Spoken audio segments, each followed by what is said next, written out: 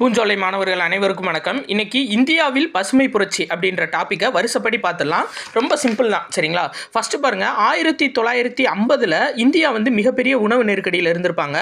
So அமெரிக்காட்டிருந்து உணவுப் பொருட்களை இறக்குமதி பண்ணியிருப்பாங்க, சரிங்களா? எந்த திட்டத்தின் மூலியமாக அப்படின்னா PL 480 அப்படின்ற திட்டத்தின் மூலியமாக, அதாவது ஷிப் டு மவுத்துன்னு சொல்லுவாங்க, கப்பல் முதல் வாய் வரை, கப்பலுக்கு வாயில் அப்படின்னு சொல்லி புக்கில் இருக்கும், சரியா?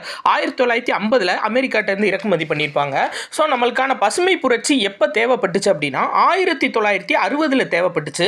நம்ம 11th எக்கனாமிக்ஸ் புக்கில் கொடுத்துருப்பாங்க. 61 அப்படின்றது இந்தியாவோட மக்கள் தொகை வெடிப்பு ஆண்டு அப்படின்னு சொல்லியிருப்பாங்க, சரிங்களா? அப்போ அந்த 61 காலகட்டத்தில் அதிகமான உணவு தேவை ஏற்பட்டிருக்கும். ஸோ 60 என்ன பண்ணுவாங்க அப்படின்னா ஃபோர்டு அறக்கட்டளை ஒரு பரிந்துரை பண்ணுவாங்க இந்தியாவுக்கு.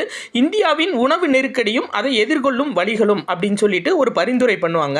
இந்த பரிந்துரையை செயல்படுத்தினது யார் அப்படின்னு சொல்லி பார்த்தீங்கன்னா MS சுவாமிநாதன், சரியா? இவர் தான் பசுமை புரட்சியின் தந்தை அப்படின்னு சொல்லுவாங்க. இவர் என்னென்ன சொல்லியிருப்பார் அப்படின்னா புதிய பாசன வசதிகள், உரமிடுதல் முறை, வீரிய விதைகள் HYVன்னு சொல்லுவாங்க, ஹை ஈல்டு வெரைட்டி கிராப்ஸ் அறிமுகப்படுத்தணும்னு சொல்லியிருப்பாரு. பூச்சிக்கொல்லிகள் அறிமுகப்படுத்தணும் அப்படின்னு சொல்லியிருப்பாரு, சரியா? எப்போ 1960. அதுக்கப்புறம் அதே மாதிரி 1960 இது எத்தனை மாவட்டங்களில் இதை ஏற்படுத்தியிருப்பாங்க அப்படின்னா 7 மாவட்டங்களில் இதை ஏற்படுத்தியிருப்பாங்க. ஸோ அதுக்கப்புறம் பார்த்தீங்க அப்படின்னா 1965 144 மாவட்டங்களுக்கு இதை விரிவுபடுத்தியிருப்பாங்க.